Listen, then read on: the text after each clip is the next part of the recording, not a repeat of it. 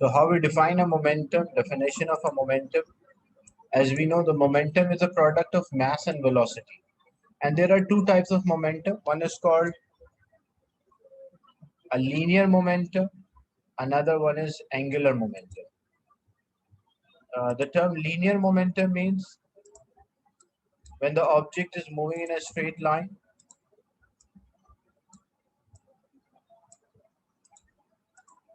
we call that as a linear momentum. If an object is moving in a circular path or a curved path, then we call that as angular momentum.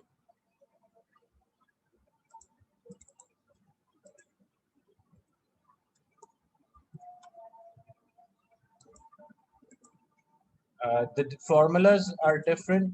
In linear momentum, the object move in a straight line. It can change the direction, means it can rebound or it can change the direction, but it will move for a small distance, it will move in a straight line.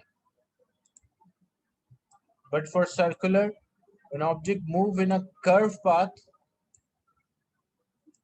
we call this momentum as angular momentum. The formula to calculate the linear momentum is denoted by P, small p basically. It's equals to mass of an object multiplied by velocity.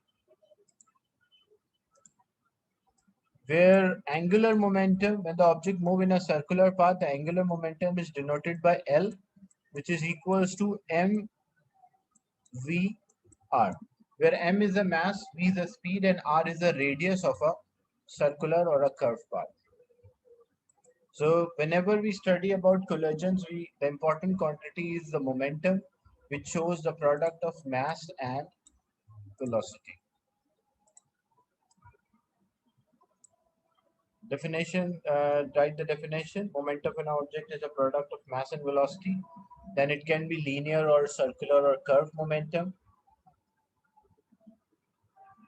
where m is a mass, the SI unit is kilogram, and v is a velocity, the SI unit is meter per second. So in this example, here the mass is given 50 grams and the speed is given in 20 kilometer per hour. So if I solve them directly, I multiply them, I will get 1000, but I cannot specify the unit because mass is in gram, the speed is in kilometer per hour. So either it should be kilogram, meter per second. So first what we'll do, we'll convert the mass, which is in gram, into kilogram, and then we'll convert the speed, which is in kilometer per hour, to first we convert into meter per hour, and then time is in hour, we convert into seconds. So 20 kilometer per hour, so kilometer to meter, we multiply it by 1000, so it becomes 20,000 meter per hour. And hours we have to convert into seconds, so we'll divide by 3600. So 20,000 divided by 3600, we'll get 50 by 9 meter per second. And then when we multiply, because the mass is in kilogram and the speed is in meter per second, so it will be kilogram, meter per second, and the direction of a momentum is same as the direction in which the object is moving. Because object is moving in the direction of the north, that's why the direction of the momentum is also towards north. Your answer should always be in 3 significant figures for accuracy. Is it clear, this example? This is just an idea that don't substitute the same values which are given. Always, if mass is in gram, convert into kilogram, and if speed is meter per second, if kilometer per hour, convert into meter per second. Then how we can relate the force and momentum with each other? So as we know, we have the formula F is equals to ma. Force is equals to mass multiplied by acceleration. And what is acceleration? Acceleration means change in velocity. So how we represent the change in velocity? It's final minus initial divided by time. When the mass is multiplied with v and multiplied with u, so F is equals to mv minus mu divided by t.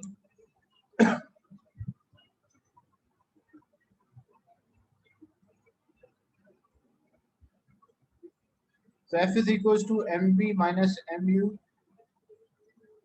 divided by t. Mass into velocity, the final velocity. If an object is there of mass m and it was moving with velocity u, after some time its velocity changes to v. So mv is the final momentum, mu is the initial momentum. So it's final momentum minus initial momentum. We can also say change in momentum. So basically what happened, this formula shows whenever there is a change in momentum, there must be a resultant force. Momentum cannot be changed without a resultant force. So rate of change of momentum or change in momentum in a unit time is refers to force. So if momentum change, there should be a force. If there is no change in momentum, there is no resultant force. Is it clear? Yeah. Yes, sir. Okay, so I want you to copy this part as well.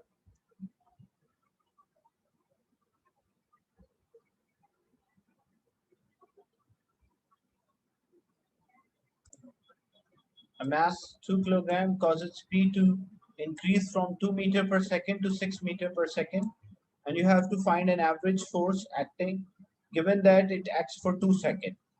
If the final velocity of a body is same direction as initial and its opposite direction as initial.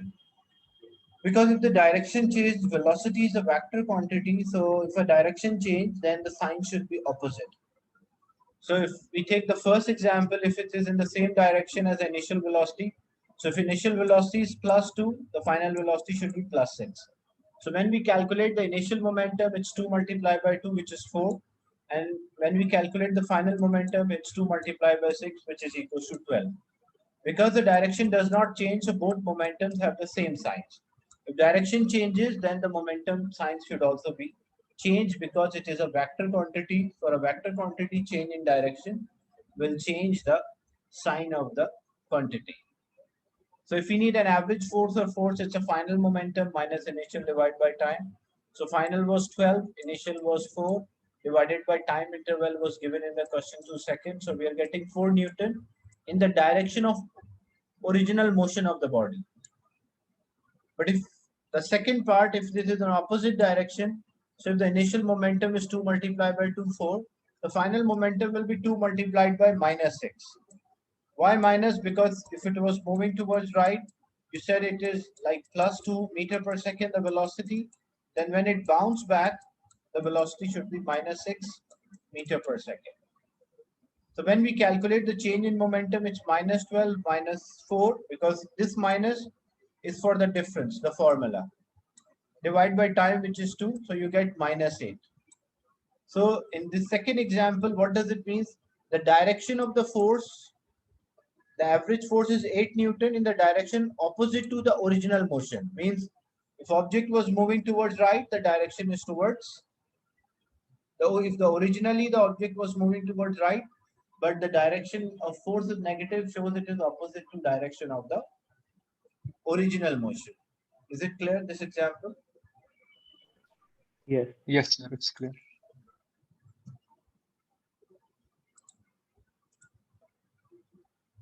Then impulse, how we can calculate an impulse or what is impulse? Basically, impulse is the change in the momentum. The change in momentum is simply known as impulse. So if an object of mass m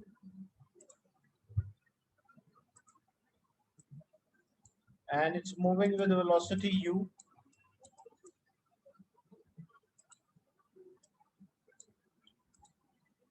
then as the force applied on the object, the speed of an object changes. So when the speed or velocity basically change, then the momentum will also change. The new velocity example,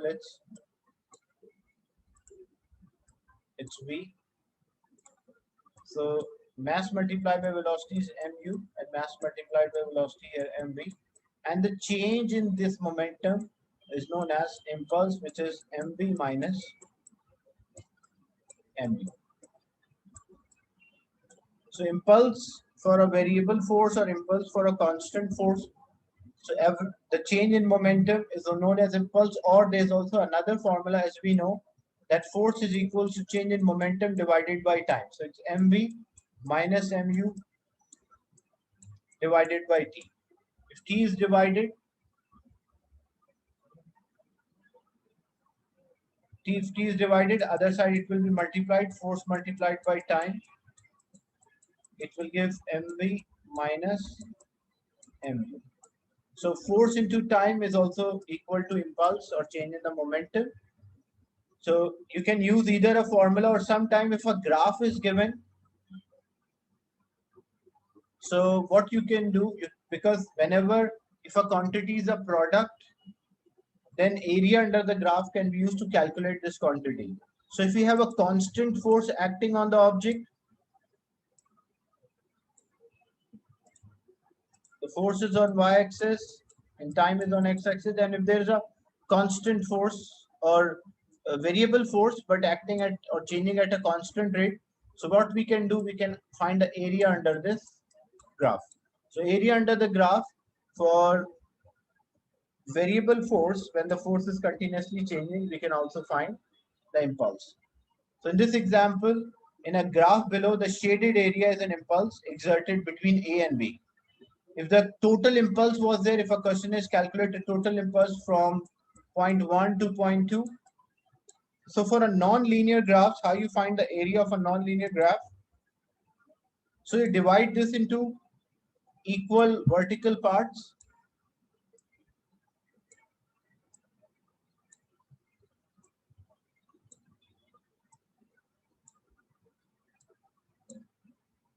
And equal horizontal parts, and count the number of the area of each box multiplied by number of the boxes. So area of one box multiplied or times number of boxes will give you the total area, but this will be approximate answer, and that will be the impulse on this object. Is it clear? Yeah. Yes, sir. An impulse, for example, you can see this whole graph is there. This is positive force, this one is negative force. So when you calculate an impulse, or when you calculate impulse for this part, so here you will have a positive value and here you will have a negative value. So if you need a total impulse, like example, when I calculate the total area of this whole part, it was plus 20. And when I calculate the total area below the origin, say it is minus 4. So when I calculate the impulse, so impulse will be plus 20 minus 4, which is equals to plus 60.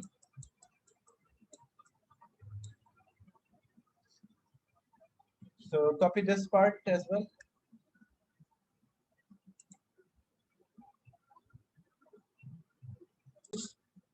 So in isolated system, the total momentum of object before collision is always equals to total momentum after collision, or sum of momentum of objects before collision is equals to sum of momentum of objects after collision. First thing is in two dimension, one dimension, and then the second one is in two dimensions. So example, if you have two objects,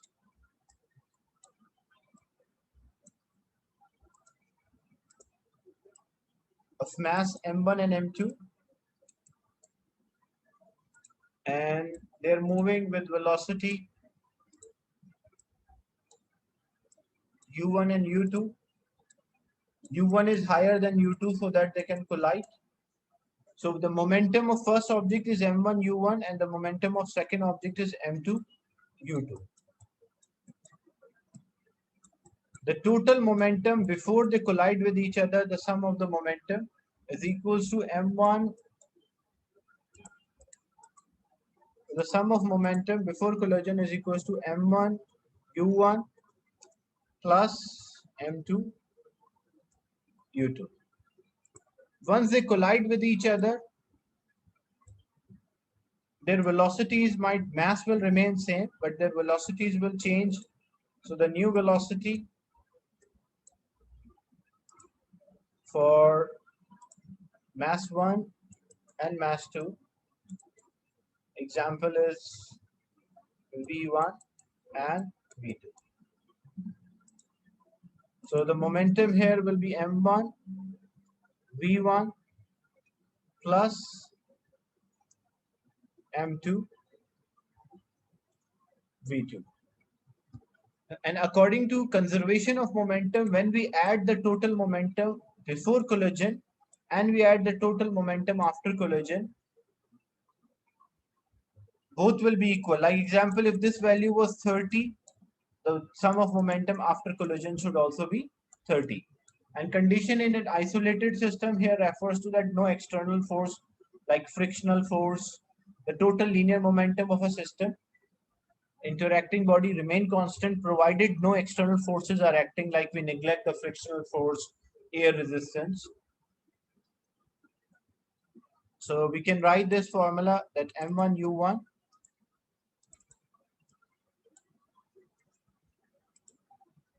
plus m2 u2 is equals to m1 v1 plus m2 v2. Is it clear? The conservation of a linear momentum, that sum of the momentum of two objects before collision is equals to sum of momentum after collision. Example of this, like for example, say a firecracker is there, or using a gun, when we fire the bullet, what happened? Say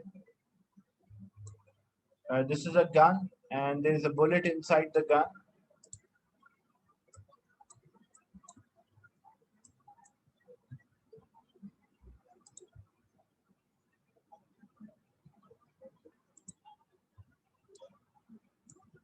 So before firing the bullet, the initial momentum is zero. If initial momentum is zero, the final momentum should also be zero. But how the final momentum is zero? So when a bullet is fired from this gun, so what we'll observe, as the bullet moves towards right, so to conserve the momentum, because the total momentum of bullet and here two objects are there, bullet and gun. So if their initial momentum is zero, because they're part of one system, so if their initial momentum is zero, the final momentum should also be zero. So the momentum of the gun will be equal to momentum of the bullet. But why the bullet move faster? Because they have the same momentum. For a bullet, the mass is less, its velocity is higher. That's why it is moving at a higher speed. But for a gun, because compared to the bullet, its mass is more, so its velocity is less, so it will recoil, it will move back, but with a smaller velocity, but the momentum of the two objects will be same. And if the bullet momentum is positive, the gun momentum should be negative, because when we add the final momentum, what we should get? We should get zero, because the original momentum was also zero, or initial momentum was also zero. Is it clear? Yeah. Yes, sir. Okay, copy this.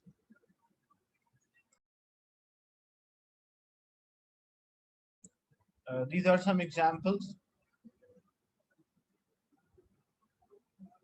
Just now, as I discussed, like for example, before a grenade explode, so its total momentum is, initial momentum is zero, so the final momentum should also be zero.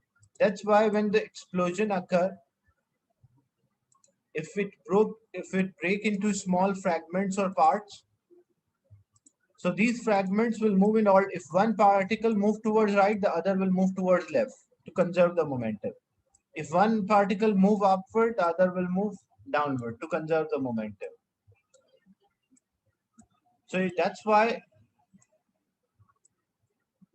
to conserve the momentum, actually all are cancelling out each other, because the initial momentum is zero, so the final momentum should also be zero.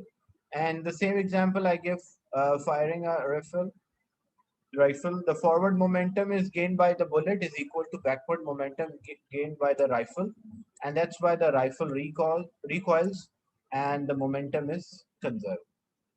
Another thing, like a rocket propelled forward by exhausting gases, how the momentum of the rocket in the forward direction is equals to momentum of exhaust gas in the backward direction. This is how the rocket propulsion occurs.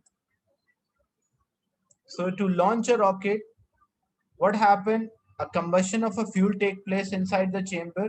As there is a combustion of the fuel, so the particles, because initial momentum is zero, the final momentum should also be zero. So as the gas particles are coming out, if their momentum is directed downward, then the direction of the momentum of the rocket should be upward, so that it should conserve the momentum. Initial was zero, so final should also be zero. Here the mass is less, so the velocity will be more for the gases to come out. For a rocket, because its mass is in the beginning, it's more, so initial acceleration or the change in velocity is smaller.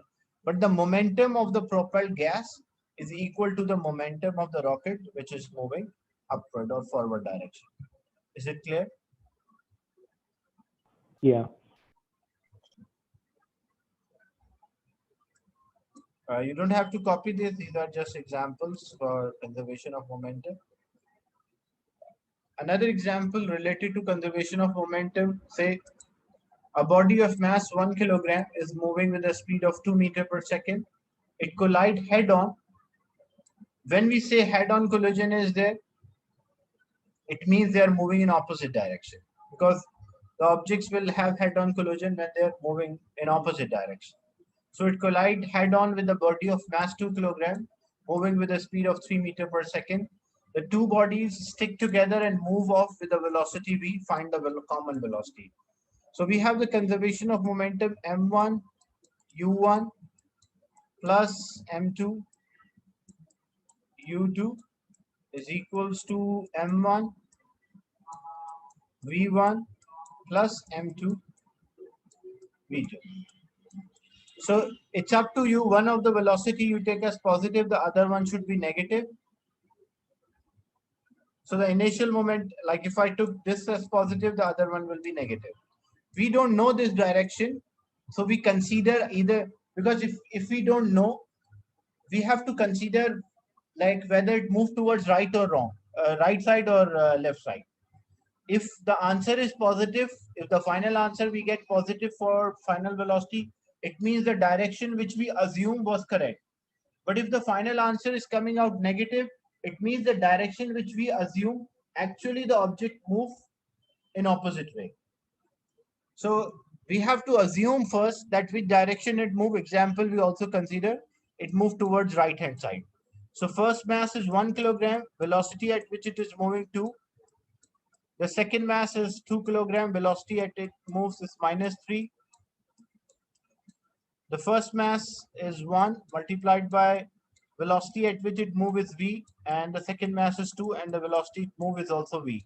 Because they move stick together, combine together, that's why they will have the same velocity. So this will be 2 minus 6 equal to v plus 2v. 2 minus 6, that's equal to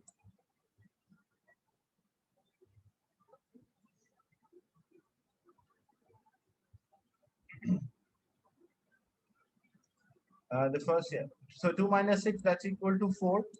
Here actually it's written 5, but it should be, because this is 6 and this one is 2. So that should be minus 4. So this will be minus 4 is equals to 3v. We'll divide minus 4 divided by 3 is equals to v. So v is equals to 4 divided by 3, it's 1.33 meter per second. But we are getting a negative answer. So if we are getting a negative answer, what it shows the direction which we assume is not the correct. Actually, the object move in opposite direction for what we assume. Is it clear? Okay. Yes, Yeah. sir. So basically, first you have to consider a direction that either move towards right or left. But if you're getting a negative answer, it means the final direction is not the one which you consider, it is actually the opposite direction.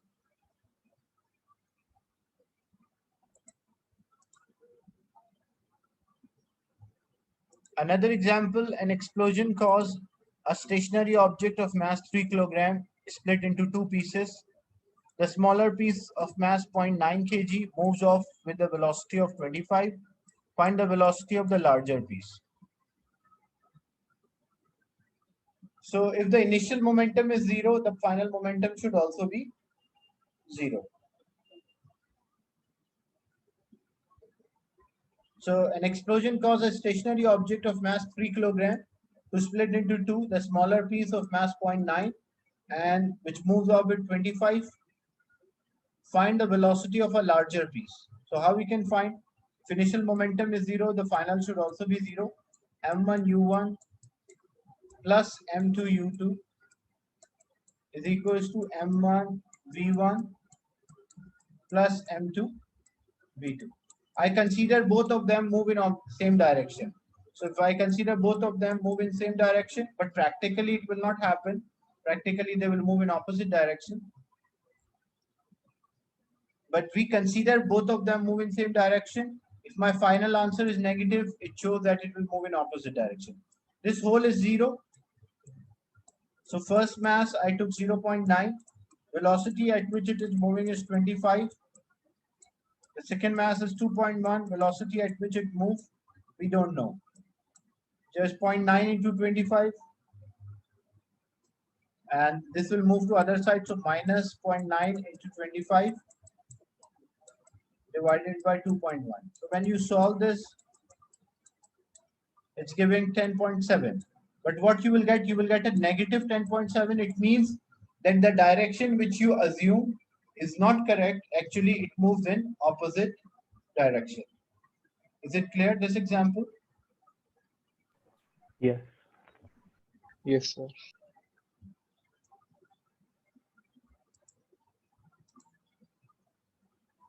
Then the collision can be elastic collision or it can be inelastic collision. Elastic collision means, look, both collisions, elastic and inelastic, momentum is conserved. Means we can apply this equation that total momentum before and total momentum after will be same.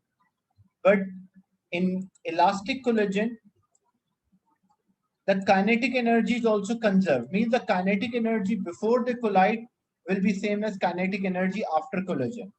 But if it is inelastic collision, the kinetic energy will be lost into other forms such as sound, heat, or elastic strain energy.